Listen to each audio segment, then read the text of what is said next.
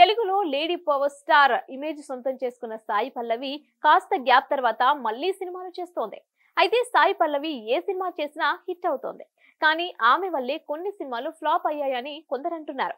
చివరగా తెలుగులో గార్గి అనే డబ్బింగ్ సినిమాతో ఆడియన్స్ ను పలకరించిన సాయి పల్లవి విరాట పర్వం తర్వాత మరో తెలుగు స్ట్రేట్ ప్రాజెక్ట్ సైన్ చేయలేదు. దీంతో అమ్ముడు ఇక సినిమాలు మానేస్తుంది, వైద్య రంగంలో సెటిల్ అయిపోయిందని, ప్రస్తుతం హాస్పిటల్ నిర్మాణ పనులతో బిజీగా ఉందని జోరుగా ప్రచారం జరిగింది. కానీ ఆ తర్వాత తమిళ్లో శివకార్తికేయన్ సరసన ఓ సినిమా అనౌన్స్ చేసింది. కానీ తెలుగులో సరైన స్క్రిప్ట్ కుదరకపోవడం వల్ల కాస్త గ్యాప్ ఇచ్చింది. ఫైనల్ గా నాగ చైతన్యతో కలిసి మరోసారి రొమాన్స్ చేస్తోంది. చందు మొండెటి దర్శకత్వంలో తెరకెక్కుతున్న తండెల్ అనే సినిమాలో నటిస్తోంది. అయితే కెరీర్ స్టార్టింగ్ నుంచి సినిమాల విషయంలో చాలా జాగ్రత్తగా ఉంటుంది సాయి పల్లవి. తనకు కథ నచ్చితేనే సైన్ చేస్తుంది, లేదంటే నిర్మోహమాటంగా నో చెప్పేస్తోంది. అందుకే ఆమె ఓకే చేసిన సినిమాలు హిట్ అవుతాయనే టాక్ ఉంది, లేదంటే ఫ్లాప్ అవుతాయని ఇండస్ట్రీలో ఓ సెంటిమెంట్ గా మారిపోయింది.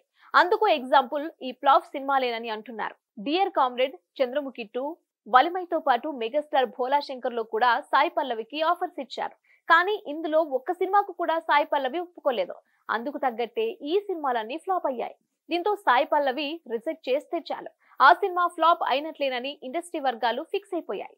అయితే సాయి పల్లవి రిజెక్ట్ చేయడం వల్లే సినిమాలు ఫ్లాప్ అవుతాయా అంటే ఖచ్చితంగా కాదనే చెప్పాలి. కానీ కంటెంట్ లేకపోవడం వల్లే సాయి పల్లవి ఆ సినిమాలను రిజెక్ట్ చేస్తుంది. అందుకే ఆ సినిమాలు పోయాయి.